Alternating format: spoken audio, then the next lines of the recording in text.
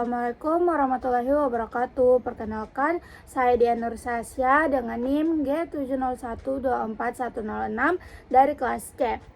Di percobaan kali ini kita akan membahas tentang gugus kromoform, aksokrom, dan penentuan panjang gelombang maksimum dengan menggunakan spektrofotometer UV vis.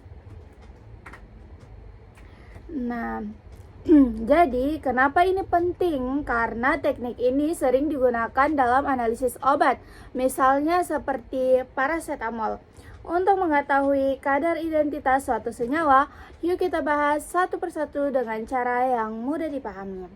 Bagaimana sih struktur kimia dari yang harus dimiliki oleh suatu molekul seperti paracetamol agar dapat kita identifikasi menggunakan spektrofotometer UV vis? Nah, agar suatu molekul bisa dianalisis menggunakan spektrofotometer UV vis, ternyata tidak semua senyawa yang bisa langsung terdeteksi. Ada beberapa kriteria penting. Yang pertama, molekul harus memiliki ikatan rangkap seperti C rangkap C atau C rangkap O. Kenapa? Karena ikatan ini mengandung elektron yang bisa menyerap energi dari sinar UV. Kedua, harus ada sistem konjugasi, yaitu ikatan rangkap yang saling berhubungan. Semakin banyak sistem konjugasinya, semakin mudah molekul menyerap cahaya. Ketiga, ada elektron bebas atau lone pair. Biasanya terdapat pada atom seperti oksigen dan nitrogen. Contohnya adalah paracetamol. Dia memiliki cincin aromatik atau benzena, memiliki gugus karbonil C rangkap O, dan memiliki gugus OH. Semua ini membuat paracetamol bisa menyerap sinar UV dan dianalisis dengan spektrofotometer. Lalu, apa perbedaan fungsi dan ciri-ciri gugus kromoform dan aksokrom dalam proses identifikasi sampel? Nah, jadi dalam analisis UV vis ada dua istilah, yaitu kromoform dan aksokrom. Kromoform adalah bagian molekul yang bertanggung jawab terhadap penyerapan cahaya. Ciri-cirinya mengandung ikatan rangkap dan memiliki sistem konjugasi serta menyebabkan munculnya warna atau serapan UV. Sedangkan aksokrom adalah gugus yang tidak menyerap kuat sendiri tetapi bisa mempengaruhi kromofor. Ciri-cirinya memiliki pasangan elektron bebas, bisa memperkuat intensitas cahaya, dan juga bisa menggeser panjang gelombang. Contohnya adalah OH dan NH2. Aksokrom bisa membuat serapan menjadi lebih kuat dan bahkan menggeser panjang gelombang maksimum ke arah yang lebih besar. Lalu, bagaimana spektrofotometer mengidentifikasi perubahan struktur setelah penambahan NaOH pada sampel melalui fenomena penggeseran panjang gelombang ke arah yang lebih besar? Nah, sekarang kita bahas apa yang terjadi jika NaOH dimasukkan ke dalam sampel. Nah, NaOH adalah basa kuat sehingga bisa menyebabkan perubahan struktur kimia. Contohnya, struktur OH bisa berubah menjadi O.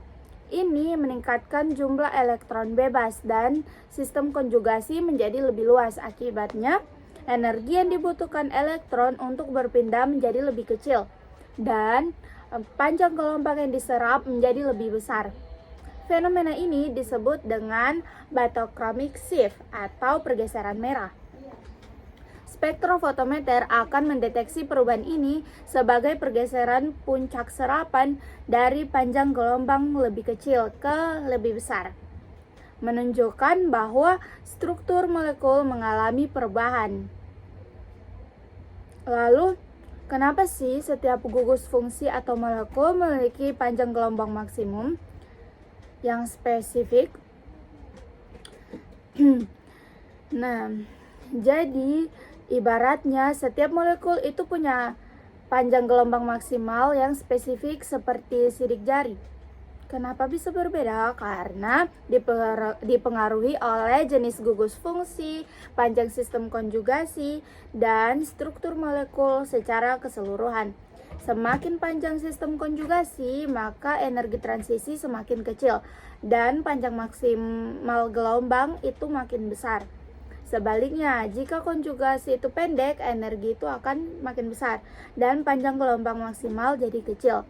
Jadi, setiap senyawa akan punya nilai panjang gelombang maksimal dan khas yang bisa digunakan untuk identifikasi. Lalu, bagaimana sih pengukuran kadar suatu sampel harus dilakukan pada panjang gelombang maksimum? Berdasarkan prinsip hukum Lambert-Beer. Nah, menurut hukum Lambert-Beer, absorbansi itu berbanding lurus dengan konsentrasi. Kalau kita ukur panjang gelombang maksimum, maka nilai absorbansi paling tinggi, sensitif paling baik, dan kesalahan pengukuran itu lebih kecil. Selain itu, perubahan kecil konsentrasi akan lebih mudah terdeteksi, dan hasil analisis lebih akurat dan presisi. Makanya, dalam praktikum, penentuan panjang gelombang maksimum itu langkah penting sebelum menentukan kadar suatu sampel. Jadi kesimpulannya, molekul bisa dianalisis UV vis jika punya sistem konjugasi. Kromorfom menyerap cahaya isokrom. Dan penambahan NaOH bisa menggeser panjang gelombang maksimum. Setiap molekul punya panjang maksimum khas, dan pengukuran terbaik dilakukan pada panjang gelombang maksimal. Semoga penjelasan ini bisa dipahami dengan baik. Terima kasih sudah menonton. Bye-bye.